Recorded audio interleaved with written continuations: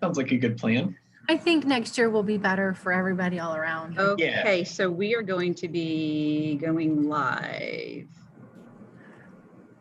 You are live already, I think. So we'll just sit quietly for a few minutes and we'll start promptly at 2. We're good.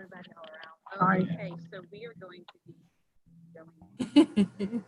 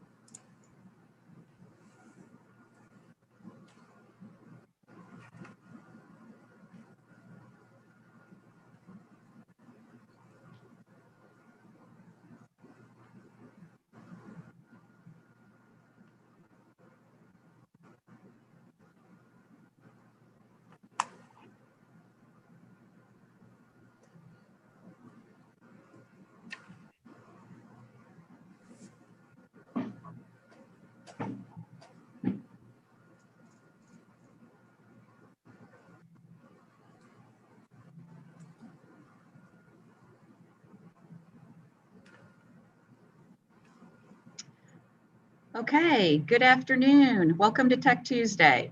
We're thrilled that you're joining us today to learn about 2 local apprenticeship training programs. We have Amber Lowry and Mike Bryan from CyberUp joining us today to tell us about their cybersecurity apprenticeship. Also joining us is Zakita Armstrong-Asukwo from Gateway Global, who will be telling us about Gateway Global's Geospatial Information Apprenticeship. Before we begin the presentations, we have several people from Special School District joining us, and I'd like for them to introduce themselves. Ms. Bengali? Hi, I'm Heidi Bengali, and I am the Technology Specialist Instructor for North and South Technical High Schools. Ms. Myers? Hi, I'm Michelle Myers. I am the Cisco networking teacher from South Technical High School. And Ms. Venturella? Hi, I'm Patty Venturella, and I'm the Web and Computer Programming teacher at South Tech High School. And I am Sally Defani, Administrator of Partnerships for Special School District. Please know that we will be continuing our Tech Tuesday sessions through the end of this semester. So we hope that you'll continue joining us for the rest of those sessions. The schedule, as well as the links to our previously recorded sessions, can be found on the North and South Tech websites.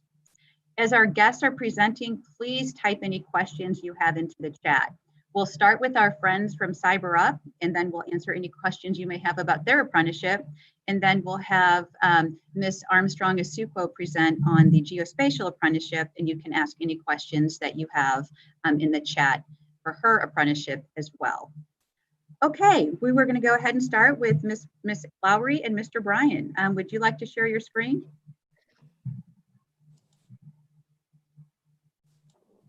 Kick it off to you, Mike. All right. So let me just find this screen, share that.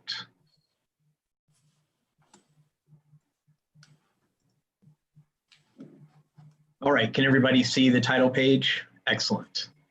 So I am here today to tell you about our youth outreach program that we started last January. We ran a pilot season of a gamified version of learning cybersecurity. And we are launching the full season right now. Actually, we are registering people at the moment. And the first competition is just in a few weeks.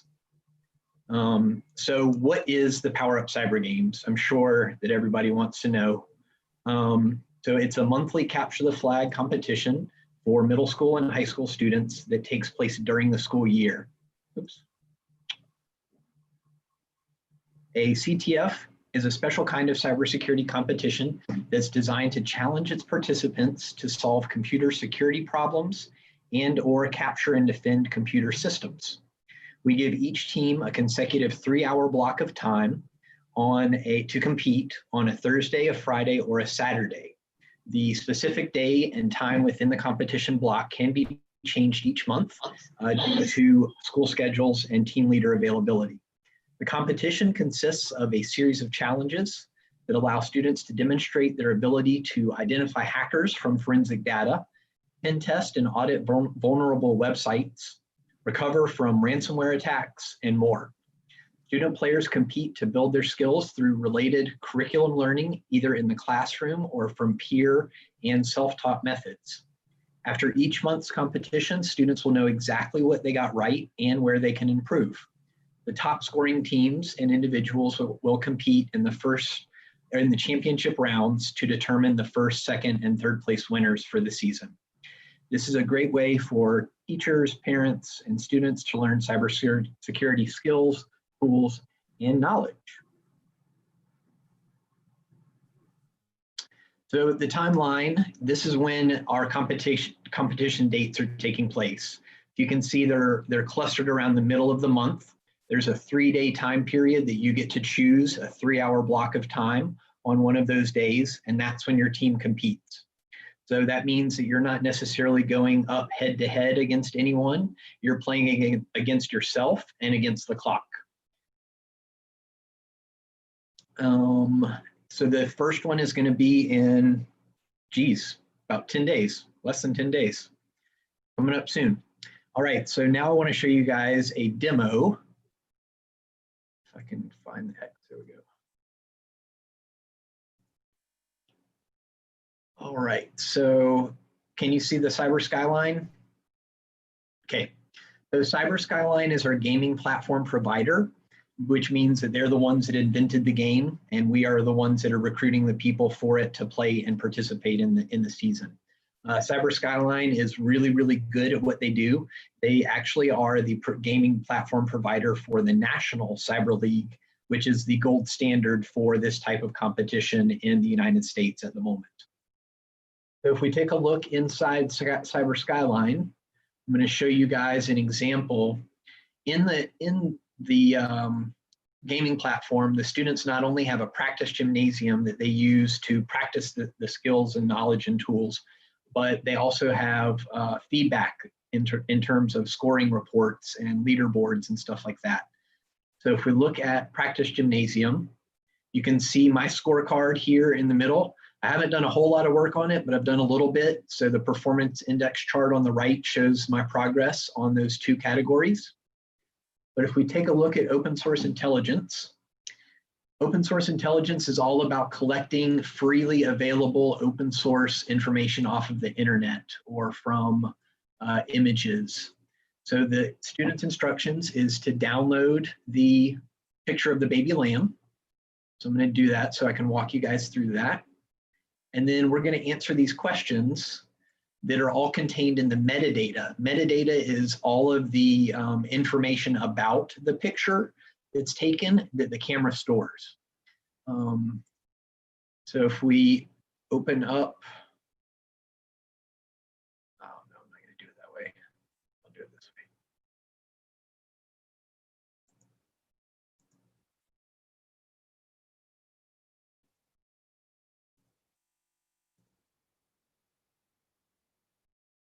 Okay. All right, and then Okay. Oh, no, that's not it. Sorry. So easiest way to do it is to go into your file folder, find the file, right click on it. Once you right click on it, you can scroll all the way down to properties. Then properties under details. It's going to show you the dimensions and the width and height, the resolution, the compression, what type of camera, who made it, the exposure time, the GPS latitude and longitude. And then of course down here at the bottom is just the file name.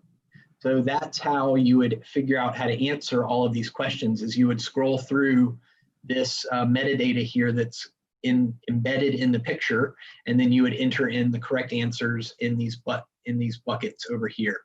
I've already done it, so you can't see the correct answers, but if you're curious, they have included a solution set here, so we can see when the image was created, size, make of the camera, model of the camera, exposure time, and then the GPS coordinates as well.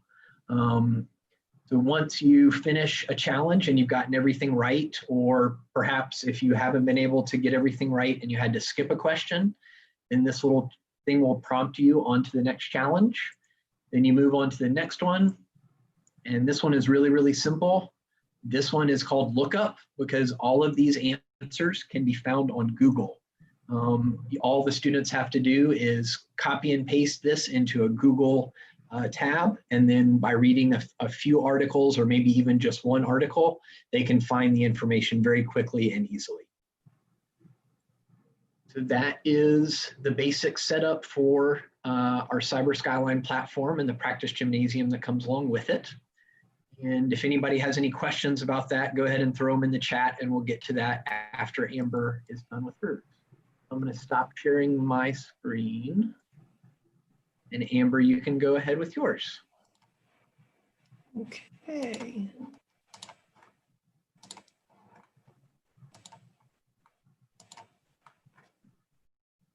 All right. So Mike just told you what you can do now in cybersecurity, and this is kind of what you're prepping yourself for once you graduate high school. So there's tons of different options available to get into the cybersecurity career field. You can go college, you can go apprenticeship, training. It's basically choose your own adventure. So today we're going to talk about CyberUp's cybersecurity analyst apprenticeship program.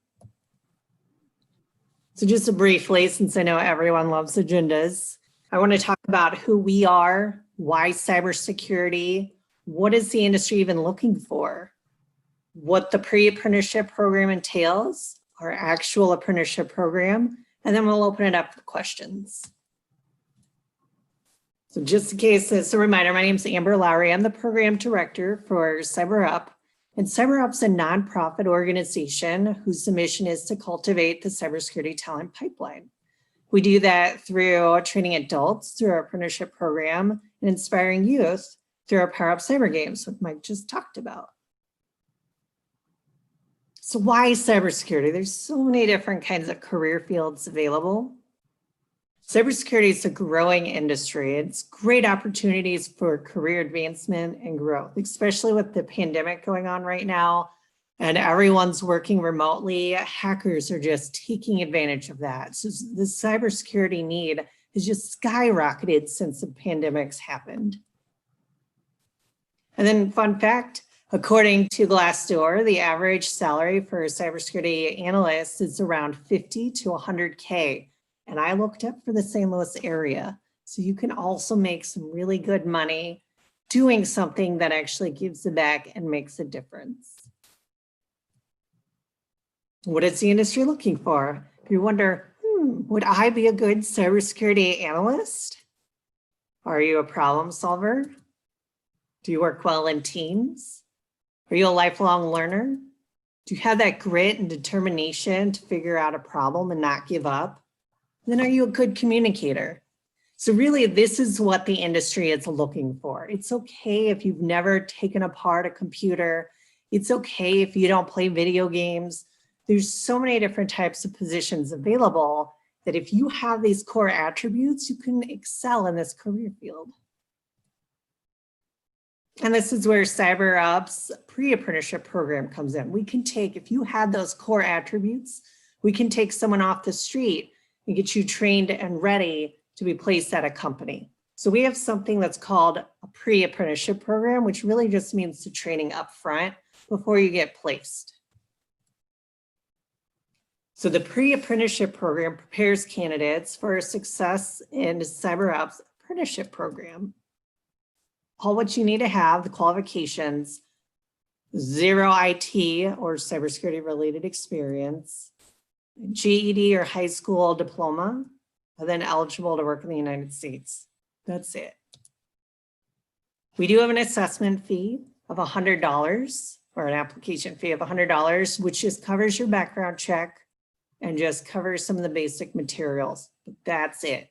Since we are a nonprofit, we are able to pass that cost on for training through government grants, workforce investment dollars, or even company sponsorships.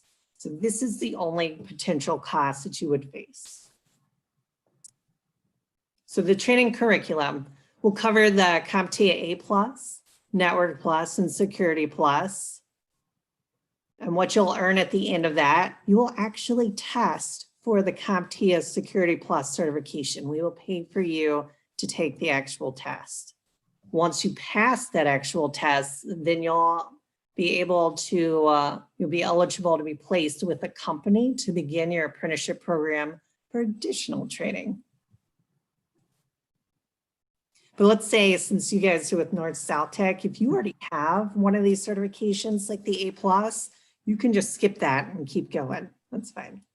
So once you're ready to get placed in our apprenticeship program, this is an actual paid on-the-job training, making at least $15 an hour.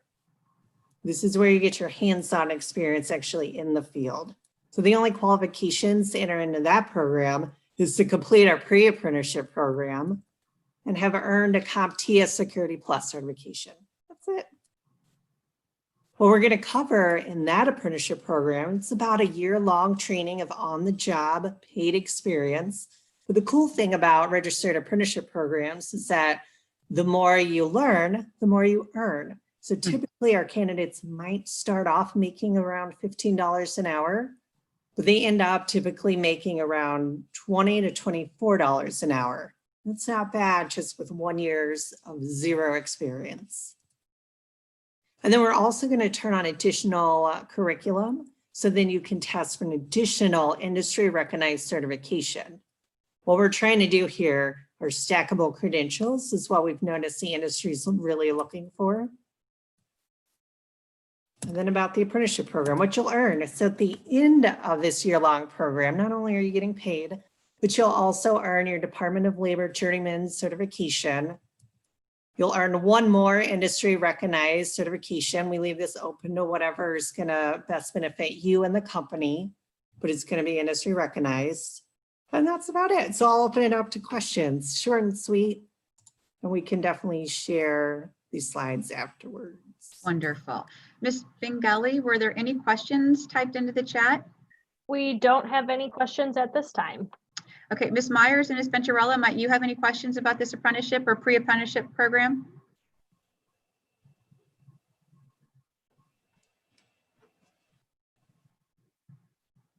Trying to unmute myself, sorry. My question is, my students will earn, the goal is to earn their CCNA certification.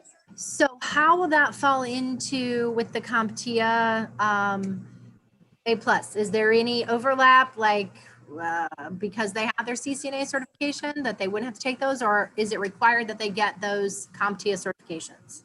Well, I know that the CCNA goes in really into the weeds and the A+ is more of an overview. So Right. we accept that to where they can skip the A+ and move right into Network Plus, Okay, all right. Security Plus. Ultimately, we want to get them to the Security Plus level, which Okay. is what the industry has told us that they feel comfortable with hiring true entry-level talent. They're really looking for that Security Plus. So yeah, we can skip ahead a little bit, but then we want to set them up for success for the Sec Plus. Okay, that sounds good. Okay. We do have a couple questions in the chat now. Okay. One of our questions is it preferred for people who are applying to have fast typing skills?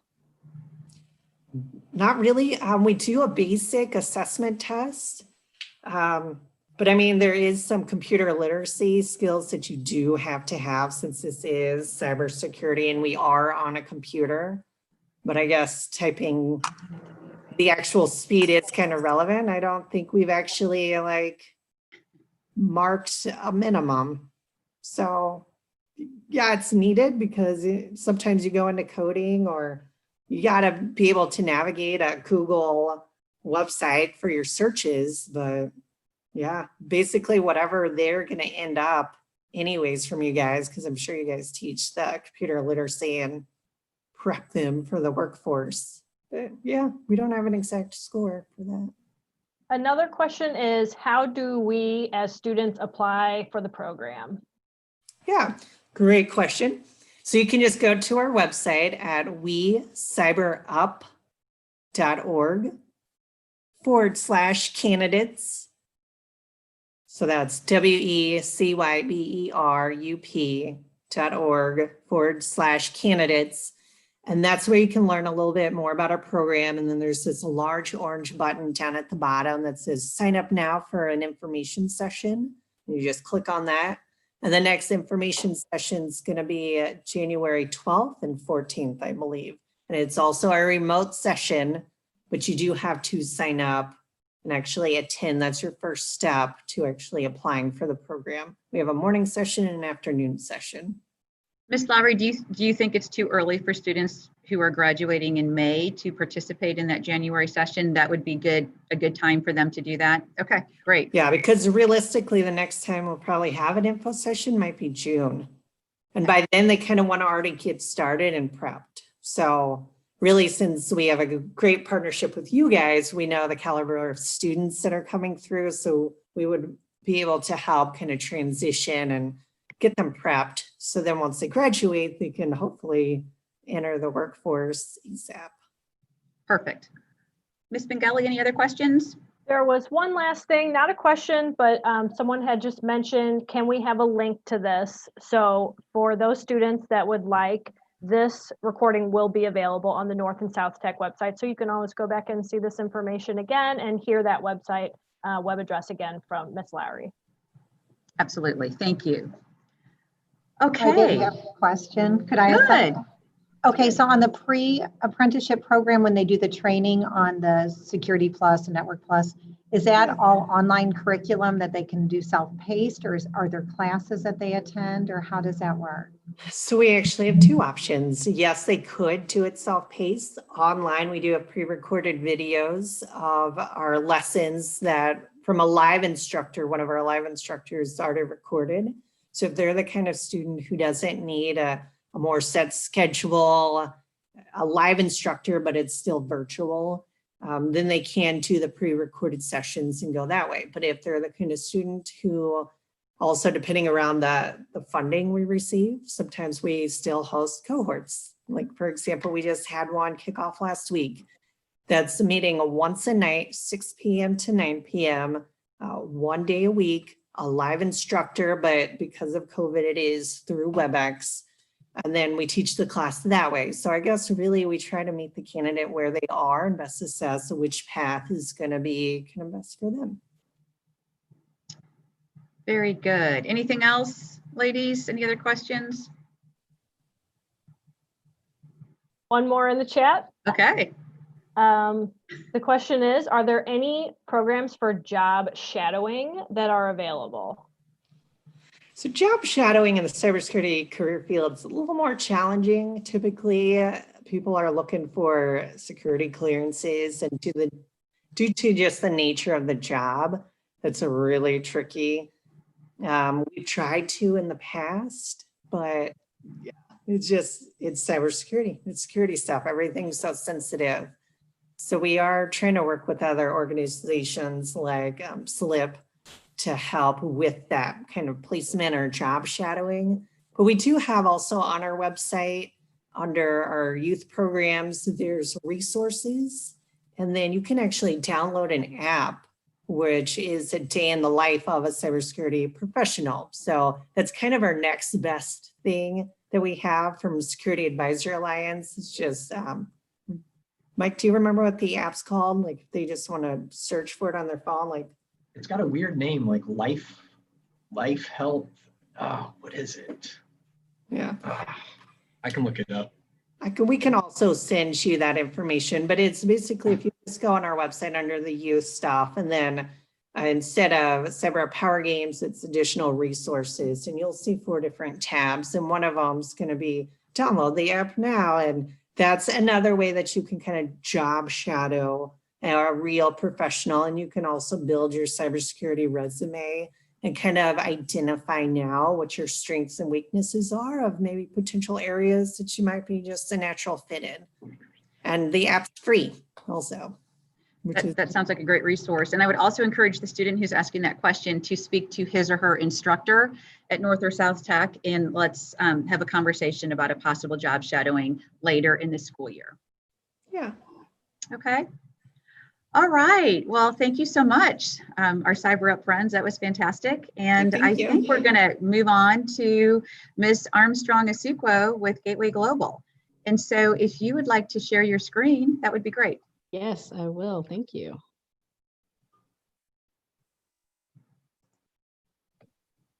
All right, so good afternoon, everyone. I will start with an introduction and then show you a couple of photos, and then we'll have a short video before we get back to my presentation.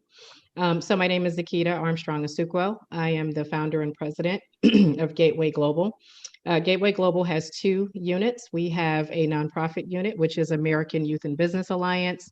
It is our STEM-based workforce education organization that recruits and forms partnerships and builds curriculum for STEM-based workforce preparedness, specifically right now working on geospatial. And then also we have Gateway Global Data Logistics, which is our geospatial analysis and research firm that we launched to create jobs for young apprentices that come through our program. A lot of the work that we do is tied into all the geospatial activity that you may or may not have heard of here around St. Louis, which is why I'm sharing these pictures.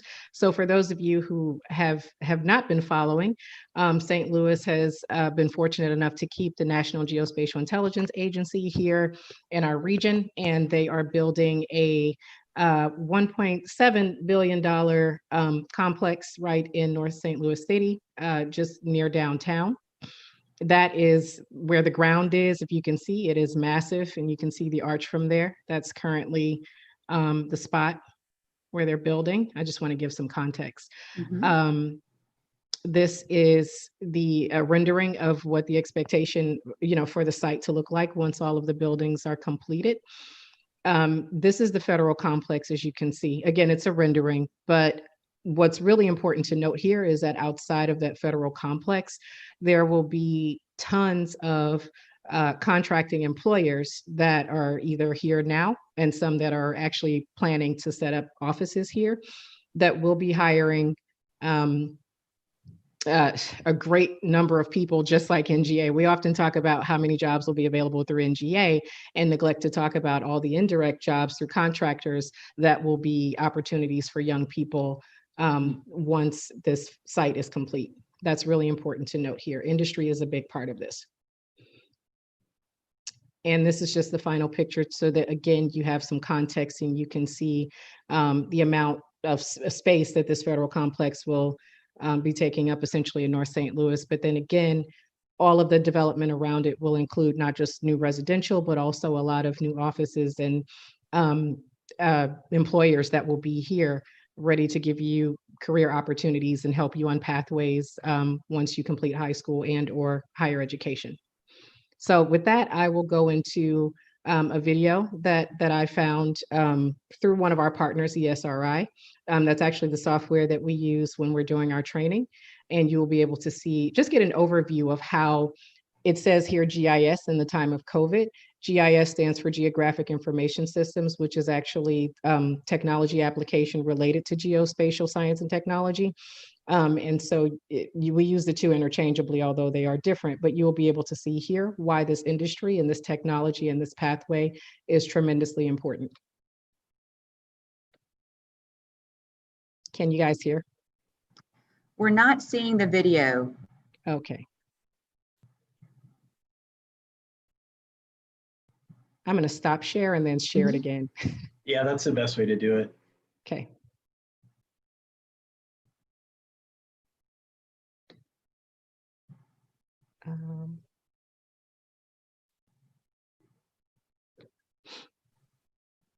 Actually, I'm going to refresh the video page. It could be YouTube being crazy.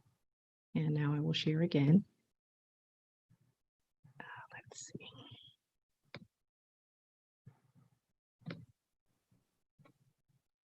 Can you see that? Yes. Okay.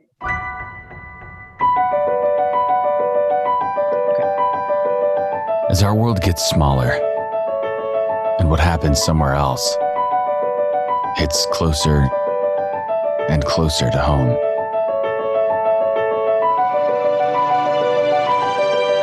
There's so much the world wants to know.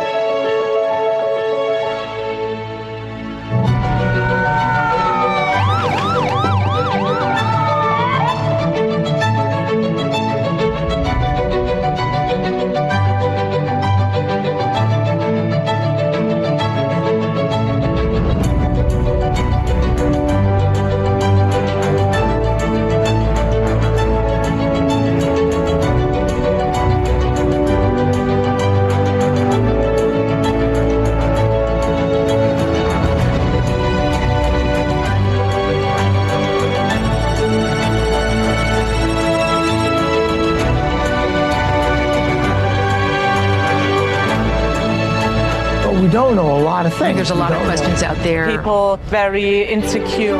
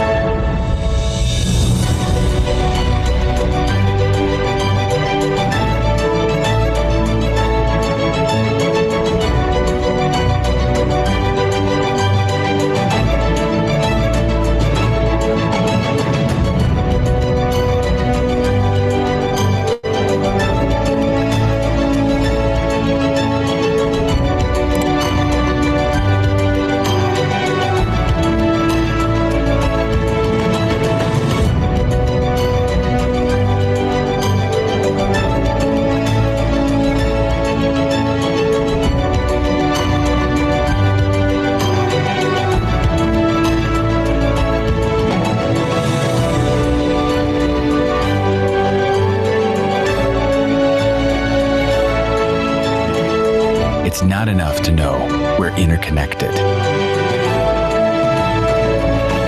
We have to understand how and collaborate to build a better future. Your answers matter more than ever. Thank you for your vital work.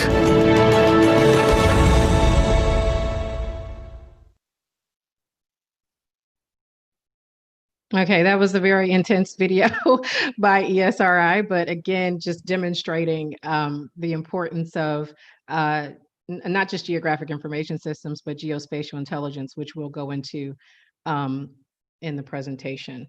I am trying to reduce this video. So next, I'm going to give you a bit of an introduction and talk to you about the training and apprenticeship program that we have at Gateway Global. Again, This presentation will be very specific. It will look very defense heavy, and in some ways it is, just because national defense and then homeland security are low hanging fruit in terms of employment opportunities and education, if you will, in this region. So we'll talk about that primarily, but I want you to keep in mind the things that you just saw in the video, and then the opportunities across different industries, including agriculture, transport, logistics, and healthcare. So we'll start here. This is just the homepage that we just really love to share it. Can you hear me? We're not seeing the presentation, so I'm wondering if maybe you want to do what you did before. Yes. Okay, thank you. I will do that again.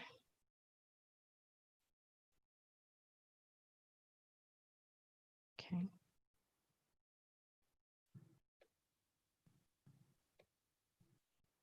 Oh, it looks like it stopped sharing on its own. Okay. Can you see now? Yes. Okay.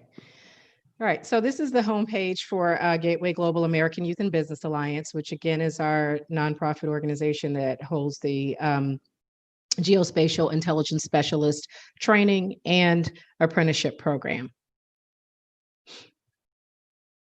So who we are, just in general, I explained, some of that at the very beginning, but just again, we're a workforce development organization. We also have a for-profit certified business that was created to create jobs for our young people. We do have employer partners, particularly in defense, but we decided that it was best to not only train and place people, but also to have some job opportunities open ourselves for young people. And so we found that to be very effective and interesting to our employer partners. So if you can see here, we have other apprenticeships that we will be opening in the future. Right now we have the geospatial/GIS, which is current.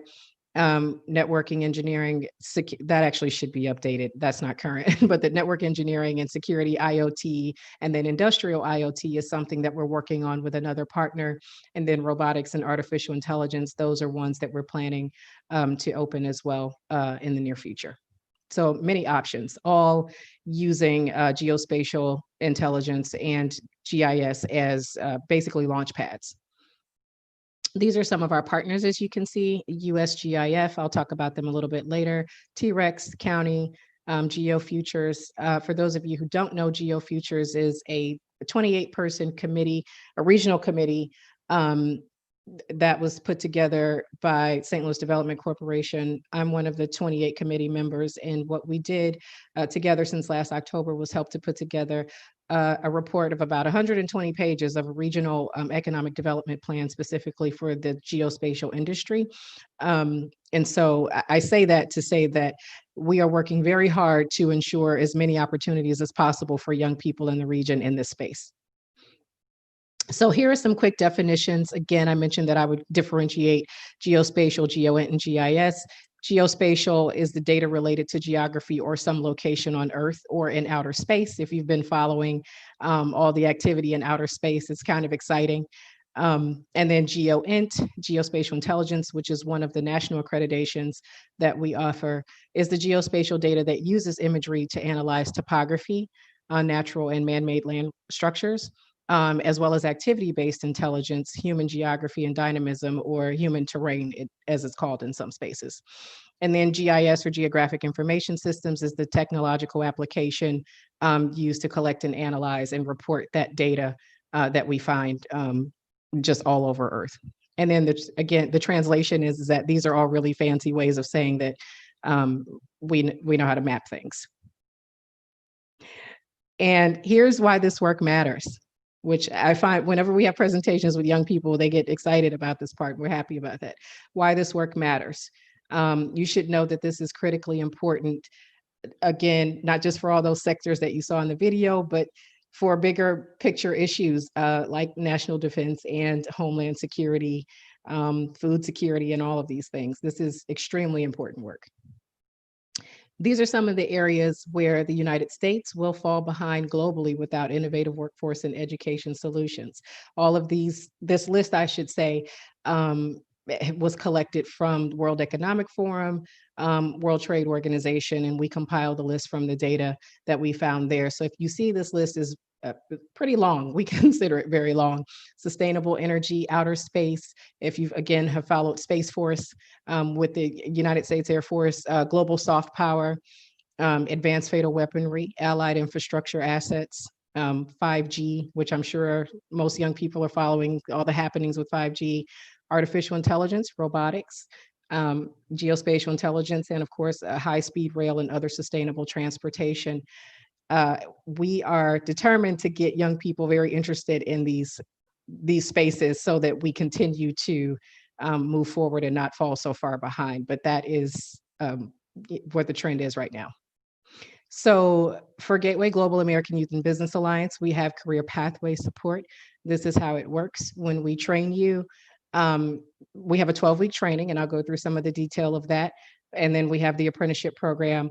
But when we train you and when you're done after the 12 weeks, you are officially qualified as a geospatial specialist or / GIS specialist. Some people call it a technician and specialist. They use it interchangeably. From there, you are able, with more education, more credentialing, and more experience, you're able to pathway into the analyst, an engineer, programmer, director, and then into even high leadership roles. I should back up too and say that the program is actually named Entry to Executive, which is why we have that pathway laid out for you. This is a career ladder for geospatial / GIS. And if you can see there, Would you please forgive me? I'm just wondering, could you put it on slideshow? Because I really want the students to be able to see those different jobs on the right-hand side of that shot. And it's just a little small. Okay, so it's blocked on your side too. I thought it was just mine. Okay, I'm sorry. Thank you very much for expanding that. I appreciate it. Everything else was fine. It's just that print was a little small. Yeah. Okay. Thank you. Thanks for pointing that out. I thought it was just small on my side. So if you can see here, I'm going to move that over. At the very base level, the $30,000 to $50,000 tier, which is entry level, you can see that is where you as a geospatial GIS specialist or technician would be once we have trained you. Again, you could be placed with one of our employer partners and be at that level, or you could work as an apprentice for us and still be at that level. And you can see that there are several other job descriptions here. The GIS technician is also listed, but that is equivalent of a specialist depending on the amount of experience that's required by the employer. So that's the $30,000 to $50,000 base level. You look at the mid-level, again, more credentials, more education, more experience. You can move into cartographer or a senior geospatial analyst, up to the 70 to 80,000 in management, or a GON analyst again, or a GIS database administrator. I'm just going through a few of these, not to go through the entire list. And then at the very highest levels, as you can see, with senior level executives or senior level management and executives, the $80,000 to $150,000, which is the project managers, data scientists. I think in some cases, actually, depending on the state, data scientists actually make north of $150,000. Again, I have to emphasize, with more education and more experience. And then the software engineers and senior CAD designers.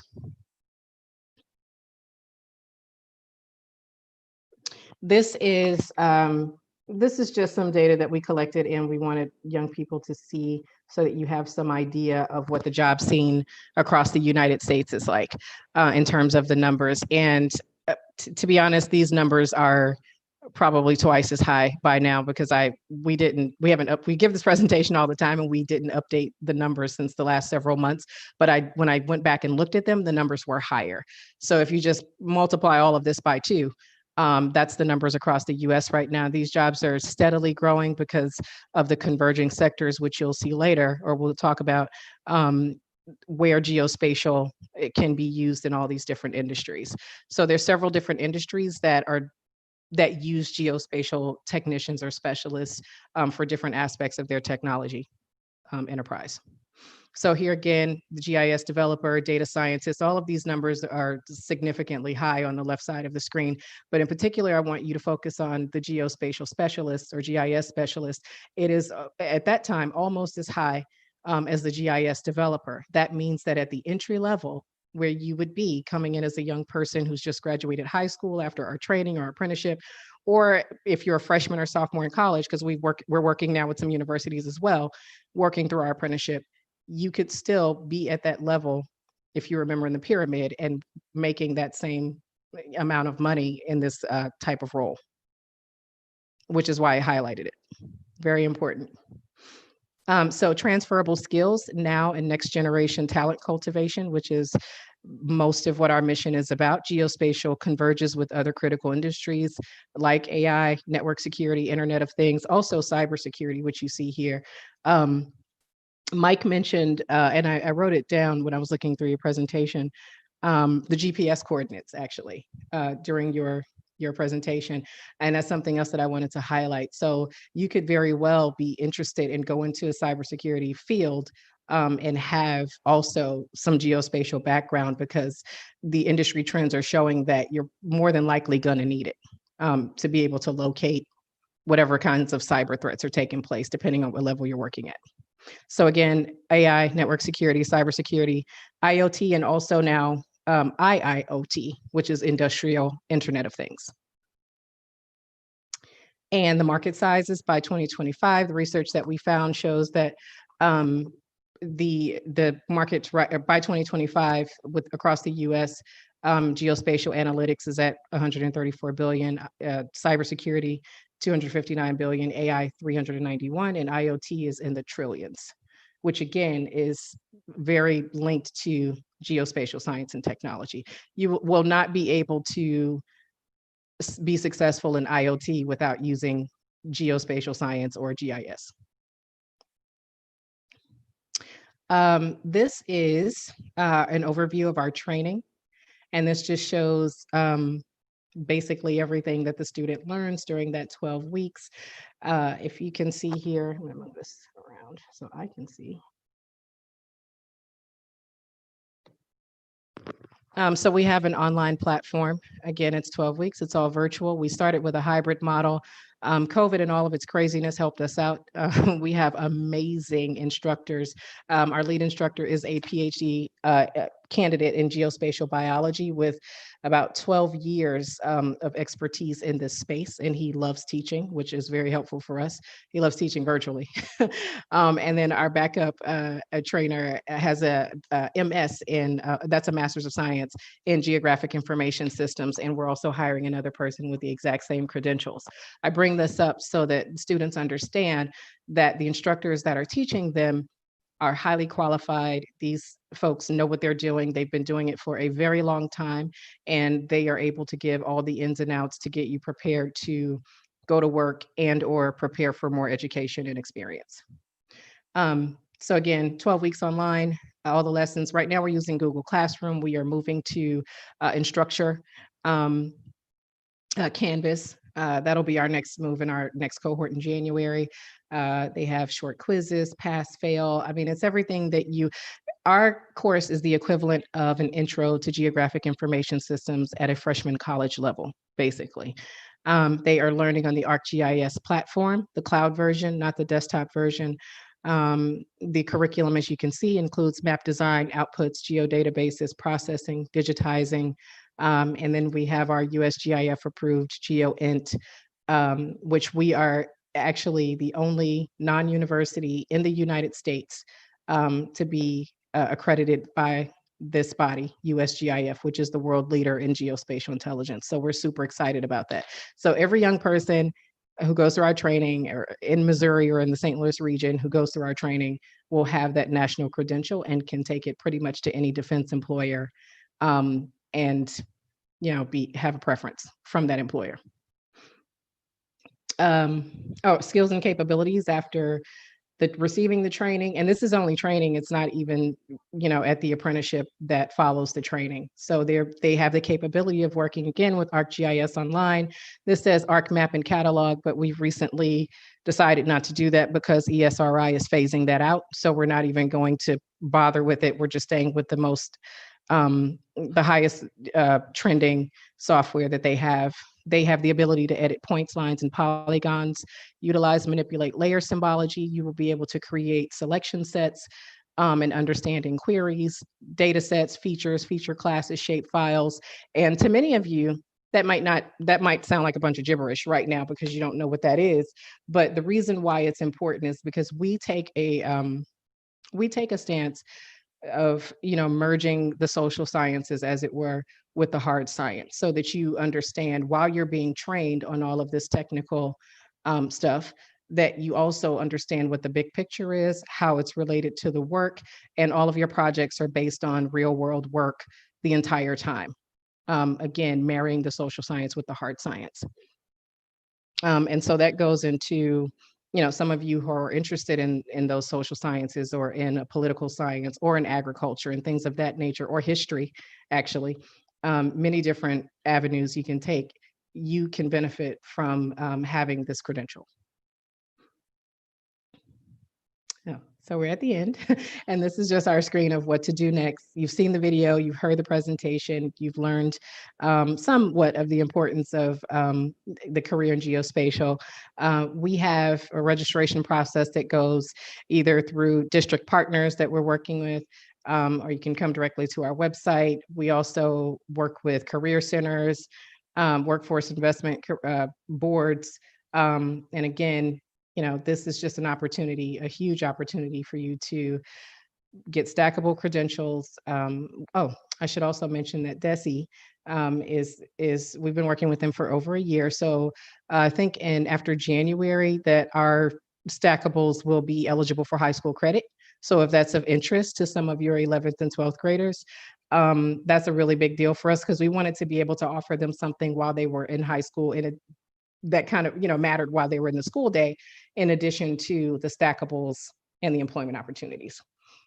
So that's it. So now you've heard all of that. Now you have an opportunity to get on a pathway to a really amazing career. So interesting. So Thank you. interesting. Ms. Bengali, do any of the students who are participating have questions? We have one question from the chat, just sort of a general question for our presenters. The student is asking if there are any specific companies that you note a lot of former students tend to go to work for.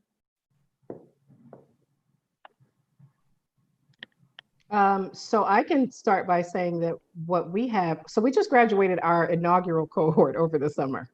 And in January, we actually will be placing some of the students that graduated, and then also some college students. We have a really tricky program. And I say that because there have been some alumni from high schools that have come to us and say, hey, you didn't have this when we were there. We want to participate. So we are also placing some of those young folks with employers as well. But for example, we are partnered with like Leidos, again, very defense heavy. So Leidos, Maxar, L3 Harris, really big companies. We are looking more to partner with some of the smaller and medium-sized companies as well. So those are just the biggest three right off the top of the list for the young person who asked the question. Amber, do you want to throw out some of your, Yeah, I think for us, it's a little more challenging because we're still trying to fight the stereotype of most of the companies want a unicorn, which means 5 years of experience with a certification that takes 10 years to get. So that's why it's really interesting for high school students to get right into the workforce. But some of the ones that really got like not only diversity, inclusion, but really understood apprenticeships and true entry-level talent that comes to mind is Centene. They're doing a really good job of trying to groom that. Kraken appreciates if you have that grit and determination. ContelNet's another one that's kind of up and coming, willing to invest into the true entry-level talent. So that's kind of why we're out here preaching apprenticeships and true entry-level talent to kind of create that pipeline. Because right now it's still kind of a struggle getting you guys in to get some experience. Okay, interesting. Zakita, I was wondering, so you have really created a pathway. I know you have a partnership with St. Louis University. And so how would, and now what would Harrisville State. Oh, good. Both, yeah. Wonderful. So- They're participating, I think, in our next week Tech Tuesday session. Okay, So that's nice. fantastic. Yeah. So I guess could you explain to our high school juniors and seniors who are participating today what that pathway looks like, how you work with the universities? Mhm. Yeah, thanks. That's a great question. So that pathway looks like really Gateway Global being a bridge between the two. Obviously, if we capture you while you're in high school and you get those stackable credentials, our partnerships with the university are, and I should also say that we've been talking to St. Louis Community College too for like a 2+ situation. But our role is really to facilitate the supportive service, I guess, for the young person who needs to figure out, how do I go along this pathway? So for our university partners, what we've been working on, and SLU is different because the partnership that we have for them is mostly like, program data and following the student after they've gone through the program and into higher ed and into the workforce. Whereas Harris-Stowe State is more really hands-on and more like what we're talking about today, which is summer programming. Actually, we're going to have a cohort with them in the spring going into the summer for high school students. And then also working on the apprenticeship piece while they're in college. So it's connecting our apprenticeship program to higher education. So for those students who, once we've worked with them individually and they understand what the pathway looks like, they are able to keep working as an apprentice and attend that university and get some incentive for it. That is the partnership that we're actually carving out with Harris-Stowe, and we're hoping to carve that out. SLU is a little bit more bureaucratic, I hate to say, so we have to work on that a little bit more in terms of the action steps versus just the data and program, watching the program. But in terms of action, that's what we're working on with the university partners, because what we know is that for the demographic that we serve, and Sally, I think you and I talked about this, and we serve the urban center, but we also serve rural communities as well. And so our university partners are really important in that, because we're pulling young people from all over the state and saying, here's a way for you to get into these industries. And if you've been thinking about higher education, we don't want to push you away from that by just offering you work first. We want to help you with work and then keep you working while you pursue more education. Because what we found, we had survey data, and some of your students who are watching probably can attest to this, they are more likely to go on a higher education pathway and get higher earning, more role responsibility, more lucrative career, if in fact they can get their foot in the door first and they don't always have to be in survival mode, so to speak. Right. So it's like, I get work, I'm not at Starbucks, I'm at the defense company, and they're going to help me pathway versus just, hey, we let you in, now you're on your own, which is kind of what normally happens. I should also say too, that for our defense partners that are opening up slots and that have contracted work out to us, it's all unsecured. So we've removed that element of them needing a security clearance.